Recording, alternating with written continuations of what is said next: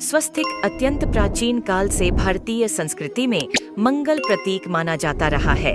इसीलिए किसी भी शुभ कार्य को करने से पहले स्वस्तिक चिन्ह अंकित करके उसका पूजन किया जाता है। स्वस्तिक शब्द सुप्सस्प्लक से बना है। सु का अर्थ अच्छा, अस का अर्थ सत्ता या अस्तित्व और का अर्थ कर्ता या करने वाले से है। इस प्रकार स्वस्तिक शब्द का अर्थ हुआ अच्छा या मंगल करने वाला। अमरकोश में भी स्वस्तिक का अर्थ आशीर्वाद, मंगल या पुण्य कार्य करना लिखा है। अमरकोश के शब्द हैं स्वस्तिक सर्वतोर्ध, अर्थात सभी दिशाओं में सबका कल्याण हो। इस प्रकार स्वस्तिक शब्द में किसी व्यक्ति या जाति विशेष का नहीं, अपितु संपूर्ण विश्व के कल्याण या वसुधैव कुटुंबकम की भावना निहित है। स्वस्तिक शब्द की निरुक्ति है स्वस्तिक क्षेम कायति इति स्वस्तिकः, अर्थात कुशल क्षेम या कल्याण का प्रतीक ही स्वस्तिक है।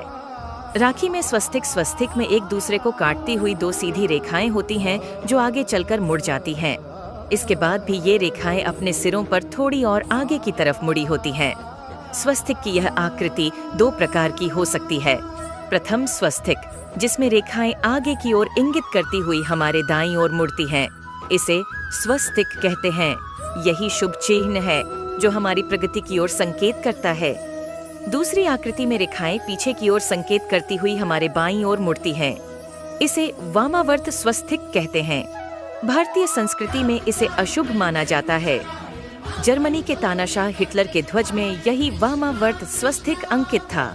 ऋग्वेद की आर्चा में स्वस्तिक को सूर्य का प्रतीक माना गया है और उसकी 4 भुजाओं को 4 दिशाओं की उपमा दी गई है।